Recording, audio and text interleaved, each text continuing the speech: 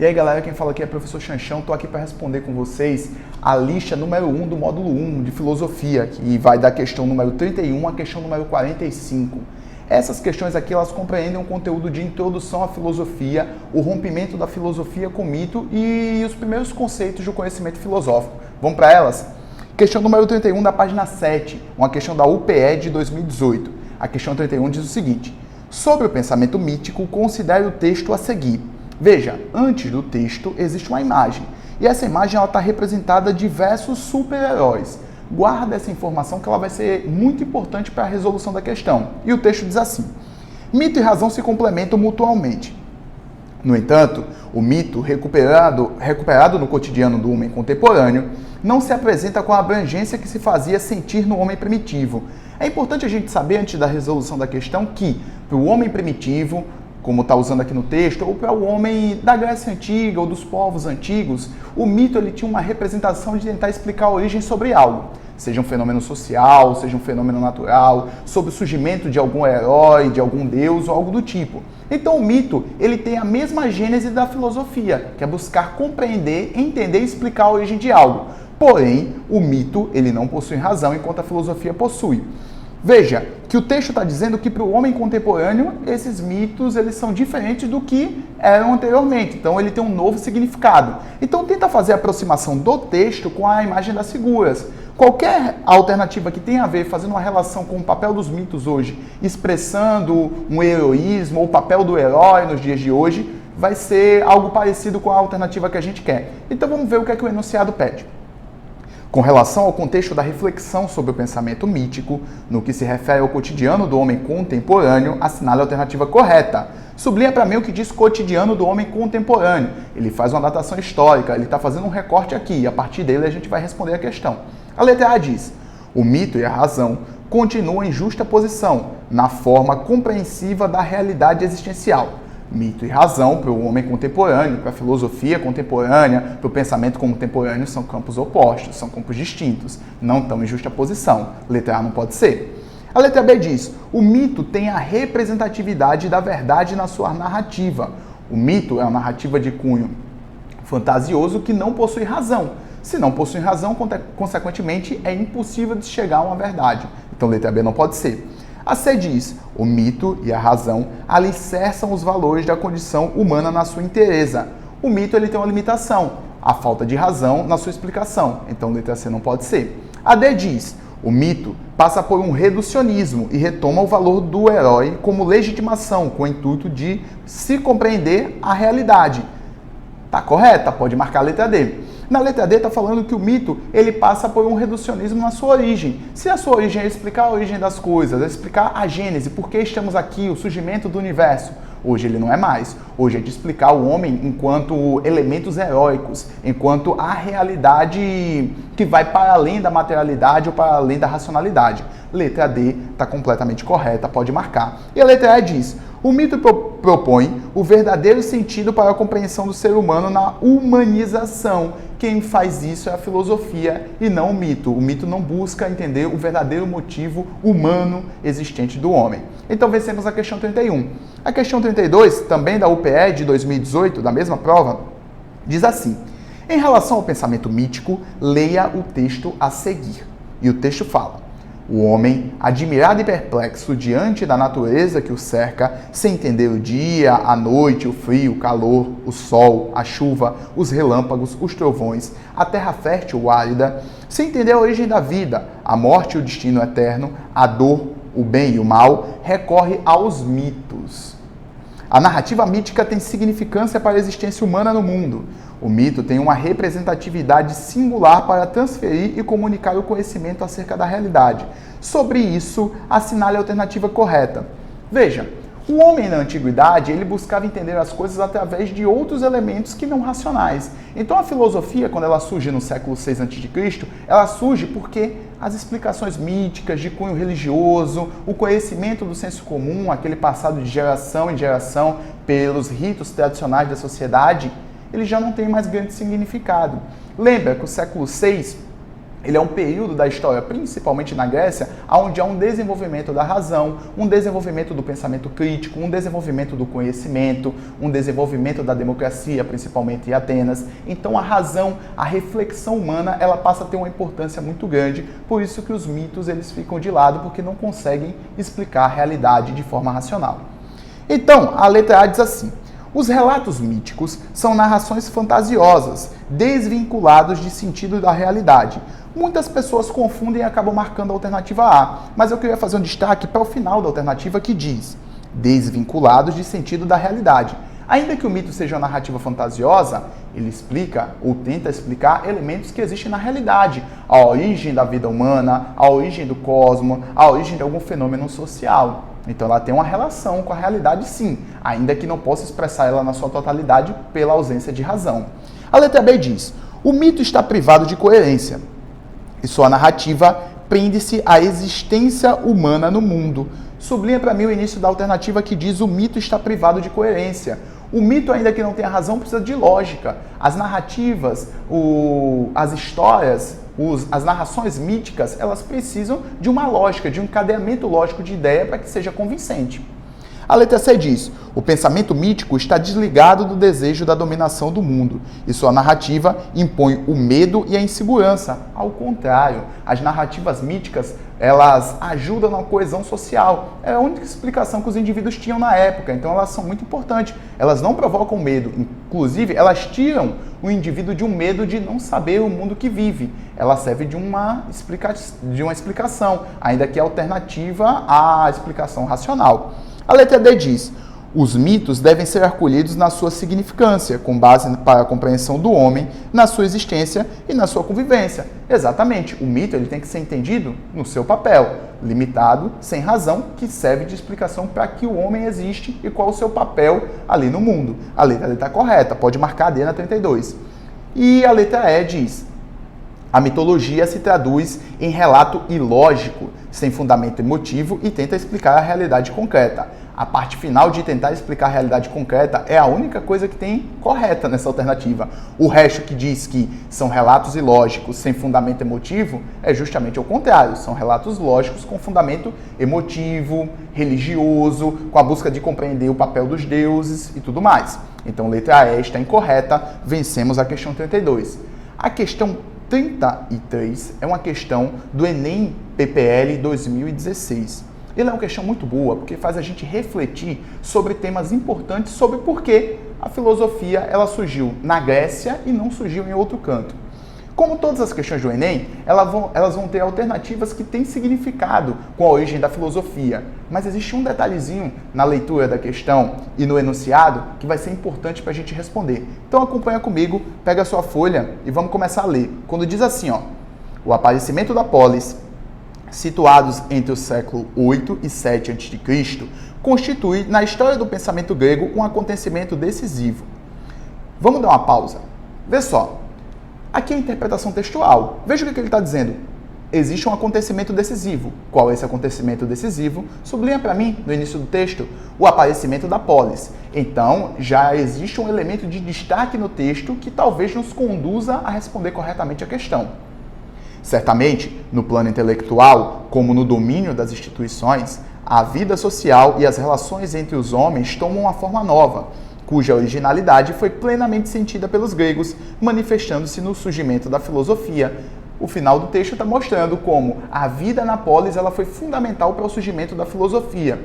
Então acompanha comigo o que a questão vai pedir. Diz: para Vernat, que é um dos principais pensadores, um dos principais pesquisadores sobre a Grécia Antiga, a filosofia na Antiga Grécia foi resultado do: letra A, constituição do regime democrático.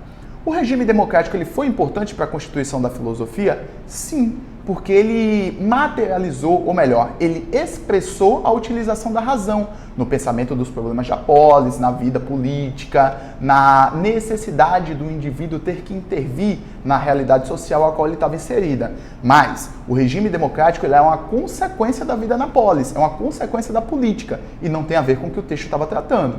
Ainda que a letra A tenha significado para o surgimento da filosofia, a partir do texto, segundo Vernat, não é essa o seu principal elemento. A letra B diz: Contato dos gregos com outros povos. O intercâmbio cultural ele foi fundamental para que os gregos criassem a filosofia? Foi. A gente vai ver isso inclusive em outras questões, mas não é o tema central dessa questão aqui. Então atenta a esse detalhe. A letra C diz, o desenvolvimento no campo das navegações. O desenvolvimento no campo das navegações ajudou ao contato com outros povos. Tudo isso é verdade, mas não tem a ver com o texto. A letra D diz, o aparecimento de novas instituições religiosas. Aqui está incorreto a letra D. Não tem absolutamente nada a ver. Então a gente já sabe o gabarito é. Pela interpretação textual e pelo conhecimento filosófico era possível fazer essa questão. A letra E diz, surgimento da cidade como organização social, o aparecimento da polis, a vida do homem nas cidades-estados gregas. Beleza? A questão 34, ela é uma questão muito interessante porque ela vai tratar sobre os primeiros filósofos, que são os filósofos pré-socráticos. Acompanha comigo o texto. Leia a letra da canção a seguir. Nada do que foi será, de novo do jeito que já foi um dia. Tudo passa, tudo sempre passará. A vida vem em ondas como o mar, no indo e vindo infinito. Tudo que se vê não é igual ao que a gente viu há um segundo. Tudo muda o tempo todo no mundo. Eu poderia destacar diversos pedaços desse trecho, do trecho dessa música, melhor dizendo, a música do Lulu Santos. Agora destaca para mim as duas frases finais, que diz, tudo muda o tempo todo no mundo. Isso significa dizer que há uma eterna modificação, um eterno movimento na realidade. Isso é importante porque, vê só, os primeiros filósofos pré-socráticos, que surgiram na transição do século VII para o século VI a.C., eles são conhecidos como filósofos da natureza, porque eles tentam estudar o aparecimento de elementos que são princípios originários, que eles chamam de arquê, e eles estudam o problema da physis. A physis nada mais é do que o meio natural, do que a natureza. Então veja, esses filósofos costumam dizer o seguinte, ou melhor, eles dizem o seguinte, a realidade ela não é caótica.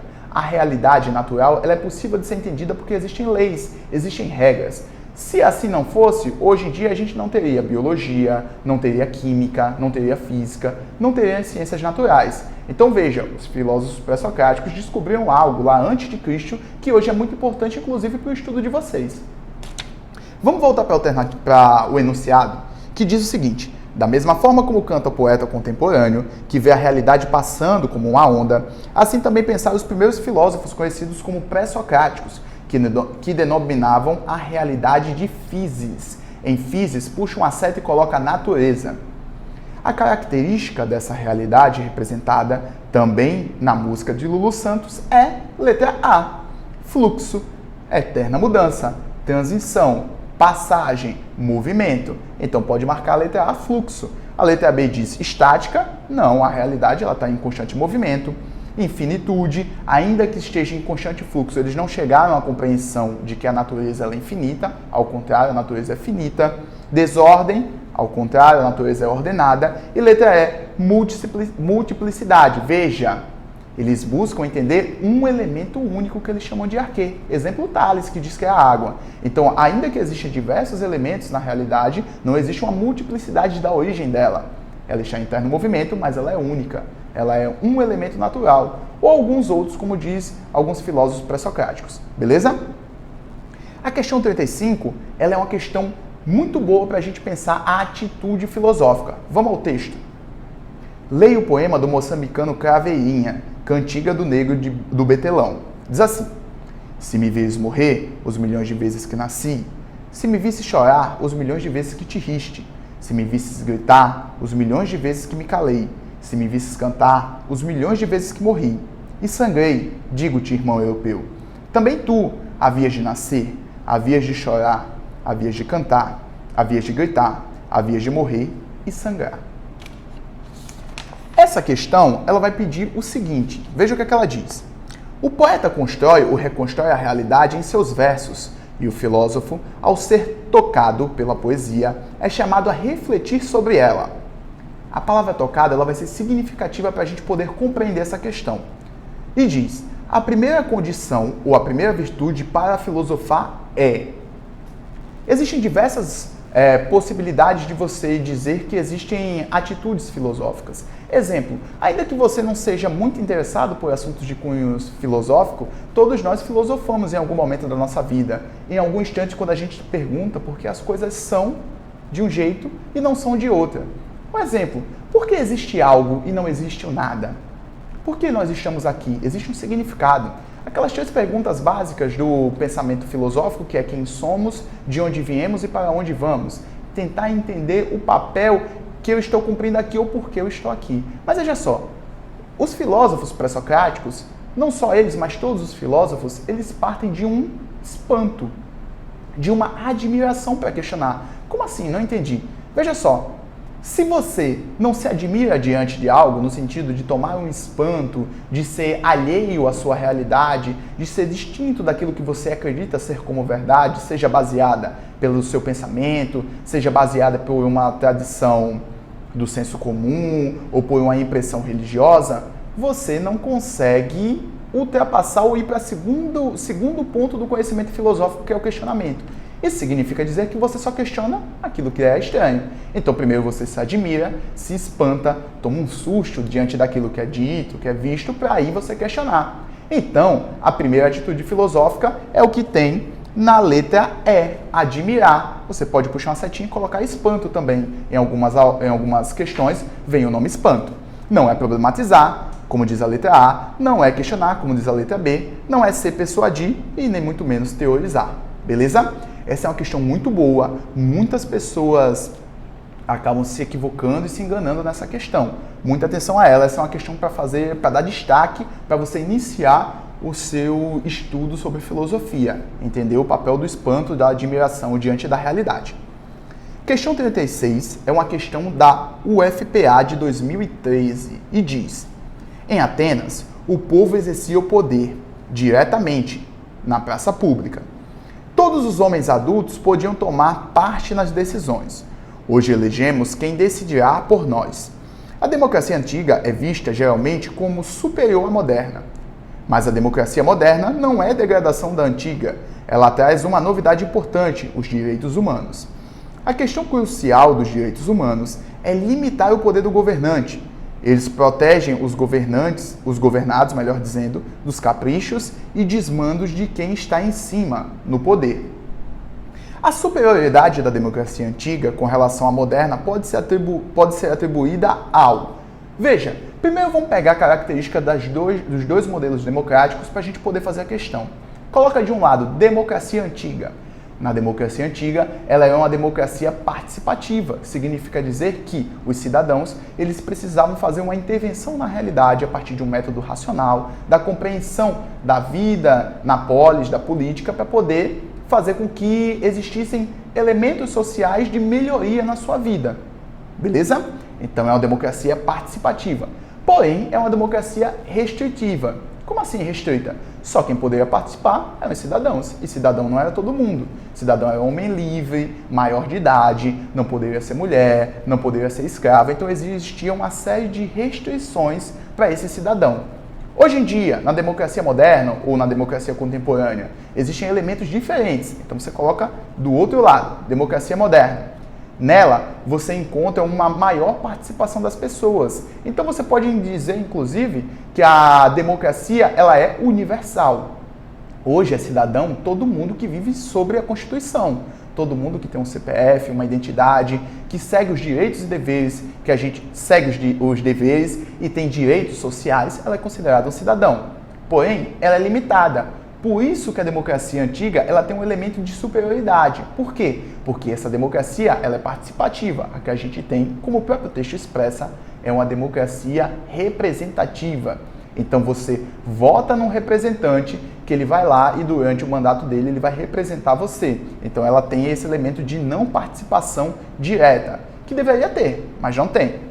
Então, a questão diz a seguinte: a superioridade da democracia antiga com relação à moderna pode ser atribuída ao ou a. Letra A diz: poder dado aos homens mais velhos, dotado de virtude e sabedoria para decidirem sobre os destinos da cidade. Essa não é a virtude, esse não é o elemento de superioridade da democracia antiga com relação à democracia moderna. Letra B: condução de forma justa da vida da sociedade e garantia do direito de todos os habitantes da cidade de participarem das assembleias.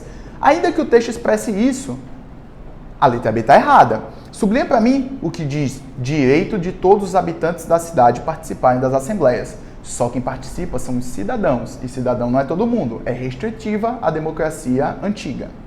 Letra C. Poder dado aos homens que se destacaram como os mais corajosos nas guerras e os mais capazes nas ciências e nas artes, para estes tomarem as decisões nas assembleias realizadas em praça pública. Não, esse papel é dado ao cidadão e não aos guerreiros, os homens mais valentes da sociedade. Então só pode ser D ou E. Vamos ler a letra D. Fato de o povo eleger seus representantes políticos para tomar decisões sobre os destinos da cidade e definir os seus direitos em praça pública, de modo a evitar atitudes arbitrárias e injustas dos governantes. Você já sabe qual é o erro da letra D. O erro da letra D está no início da sentença, que diz assim, o fato do povo eleger seus representantes. Os representantes eles não eram eleitos, eles eram dados essa possibilidade política porque eles tinham renda, eles tinham escravos, eles tinham uma série de direitos que os cidadãos tinham sobre os outros. Então, sobre a letra E, que é a alternativa correta, que diz participação direta dos cidadãos nas decisões de interesses de todo o âmbito do espaço público. Pode marcar a letra E na 36. Vamos para a questão 37, uma questão da Unicentro de 2012. E diz, a passagem do mito ao logos. Em passagem do mito ao logos, você precisa saber que ele está falando aqui do surgimento da filosofia. Em logos, puxa uma setinha e coloca razão. Na Grécia Antiga, foi fruto de um amadurecimento lento e processual. Isso daqui a gente chama em história de processo de longa duração, que significa dizer que todo fenômeno histórico novo, ele carrega elementos do velho, ele é processual, ele é lento e gradual, ainda que possa haver um rompimento grande, como há um rompimento entre filosofia e mito. Vamos voltar para o texto. Por muito tempo, essas duas maneiras de explicação do real conviveram sem que se traçassem um corte temporal mais preciso. Com base nessa afirmativa, é correto afirmar, letra A. O modo de vida fechado do povo grego facilitou a passagem do mito ao logos. Lembra, a gente já fez uma questão sobre isso. O povo grego ele não era fechado, havia muito processo de intercâmbio cultural por conta do comércio. Então, letra A não pode ser.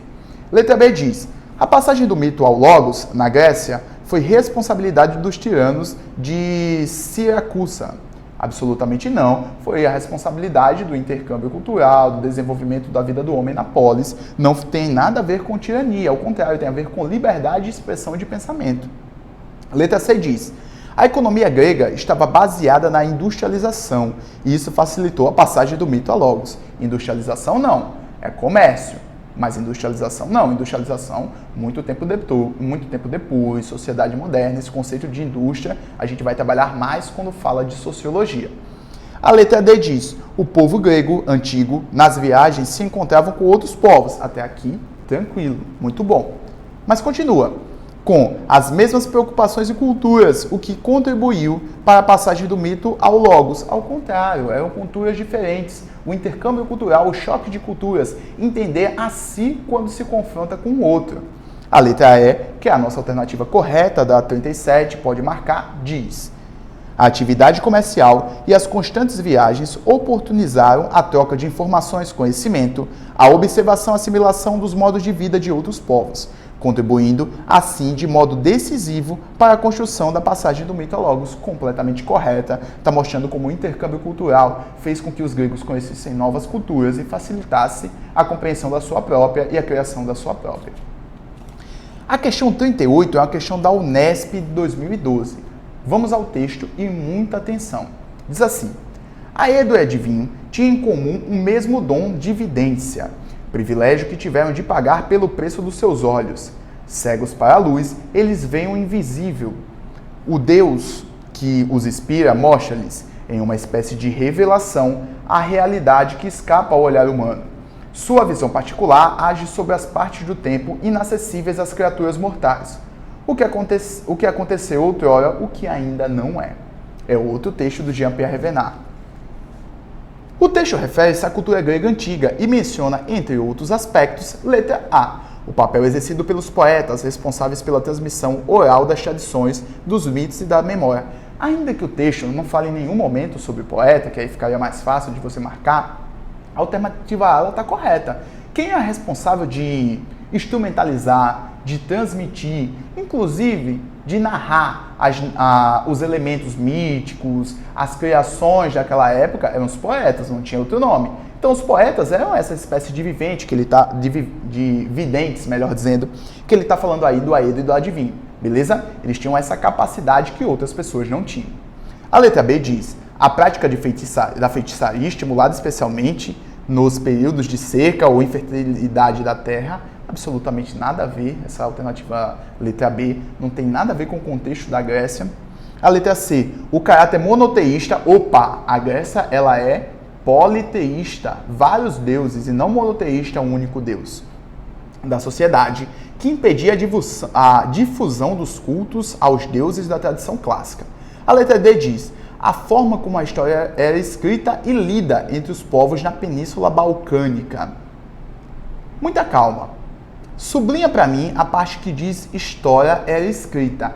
Ainda que a escrita já tivesse sido inventada no século VI a.C., ela não era a forma de transmissão das histórias. Ao contrário, era a forma de transmissão oral, como a própria alternativa letra A está colocando que é a nossa alternativa correta. A D está incorreta porque a escrita ela só vai ser tida como forma oficial de transmissão cultural e de materialização dos ritos, dos signos, da cultura de um povo mais à frente.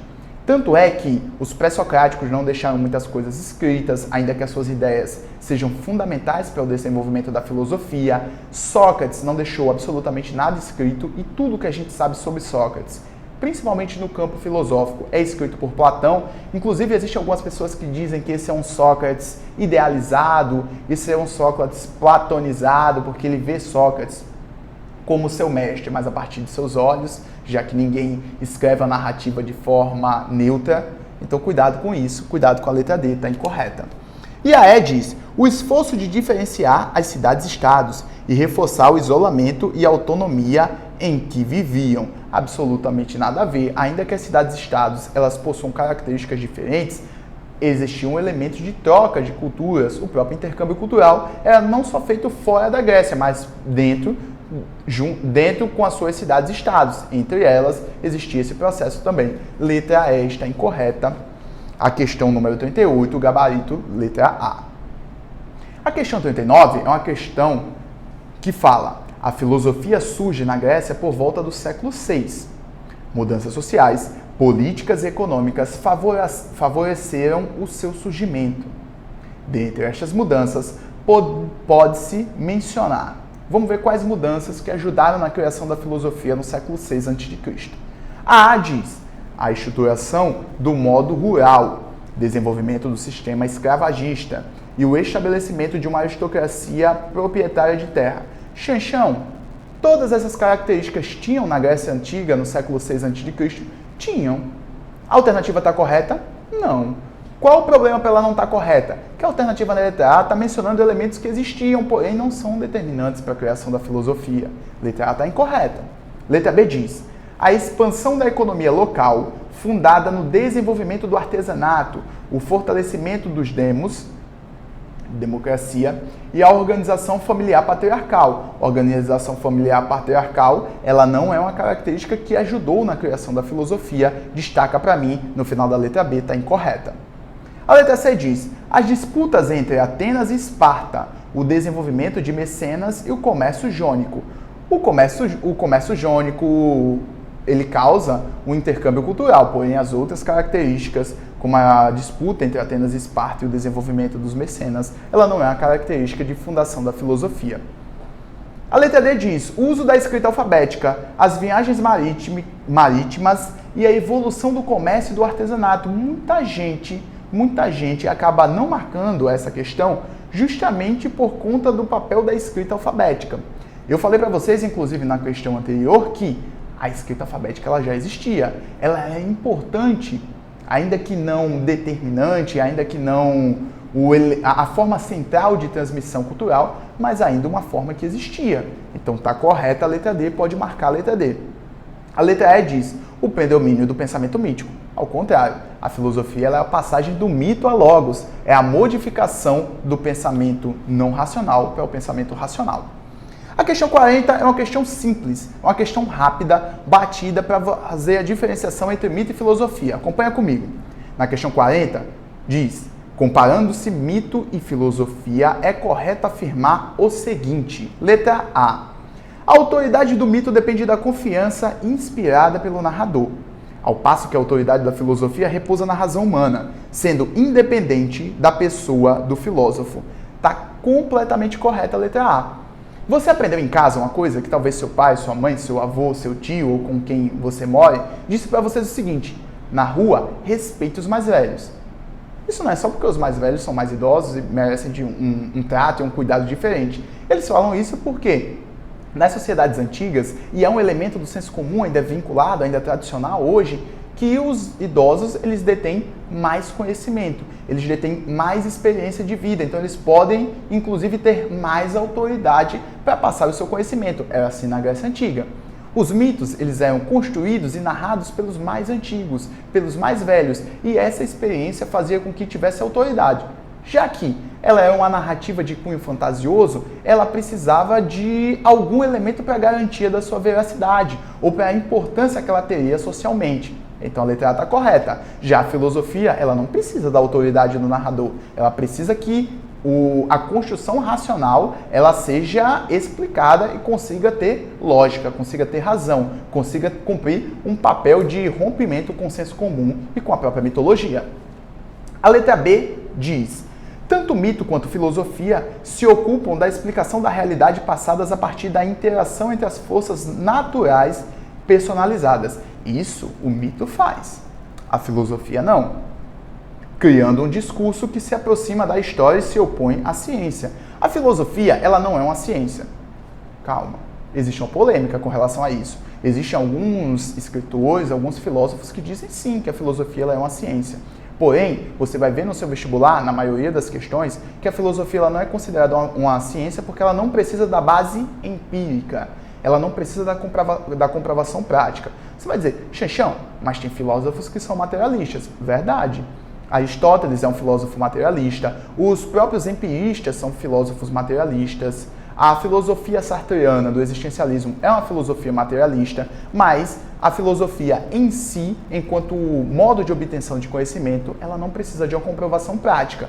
Por isso, ela não é considerada por muitos uma ciência. Então, a alternativa aqui, letra B, está incorreta. A letra C diz: enquanto a função do mito é fornecer uma explicação parcial da realidade, limitando-se ao universo da cultura grega, a filosofia tem um caráter universal, buscando respostas para as inquietações de todos os homens.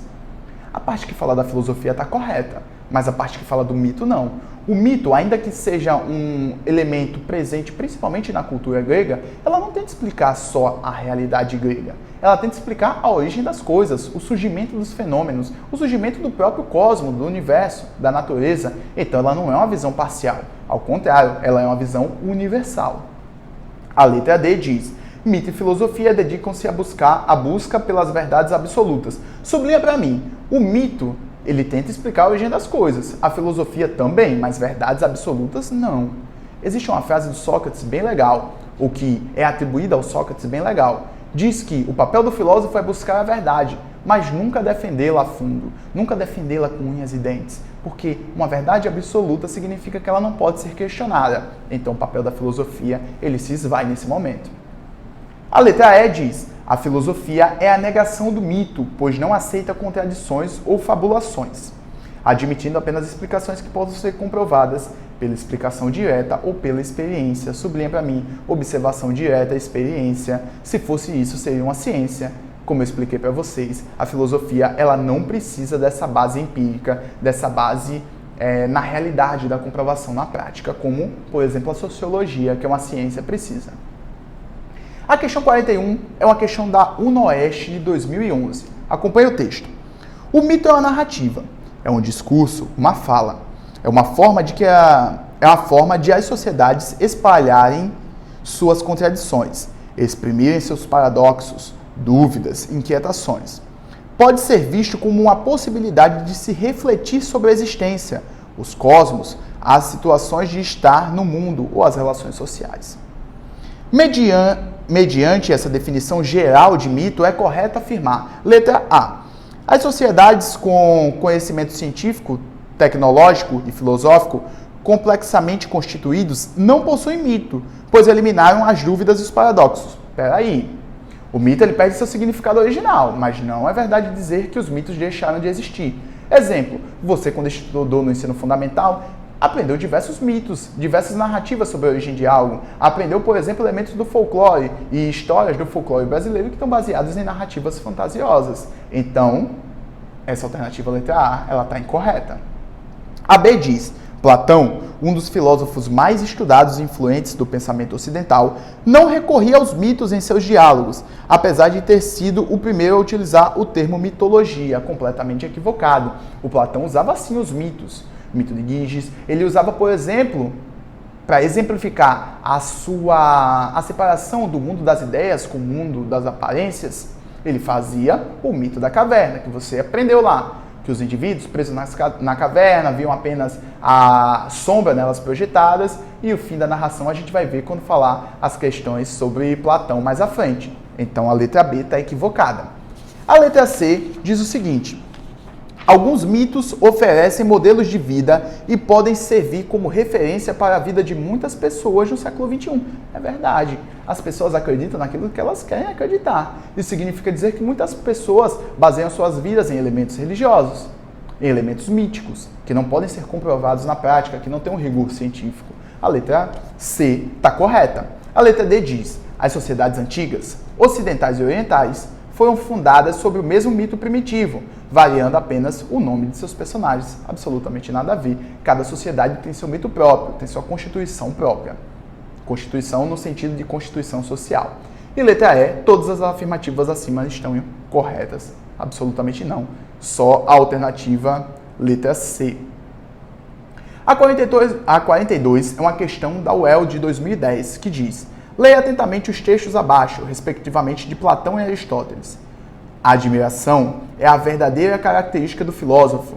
Não tem outra origem a filosofia, diz Platão em seu texto aqui. E no texto do Aristóteles, a metafísica diz: com efeito, pela admiração que os homens começaram a filosofar, tanto no princípio como agora, perplexos, de início ante as dificuldades mais óbvias, avançaram pouco a pouco e enunciaram problemas a respeito das maiores, como os fenômenos da Lua, do Sol e das estrelas, assim como a gênese do universo. E o homem que é tomado de perplexidade e admiração julga-se ignorante, pois isso, o amigo dos mitos, é, em certo sentido, um filósofo, pois também o mito é tecido de maravilhas. Portanto, como filosofavam para fugir à ignorância, é evidente que buscavam a ciência a fim de saber, e não como uma finalidade utilitária. Olha só o que diz a alternativa, o enunciado. Com base nos textos acima e nos conhecimentos sobre a origem da filosofia, é correto afirmar. Eles dois têm um elemento parecido aqui no texto. Eles têm um elemento de falar da admiração, do espanto, da primeira atitude filosófica de inquietação diante da realidade.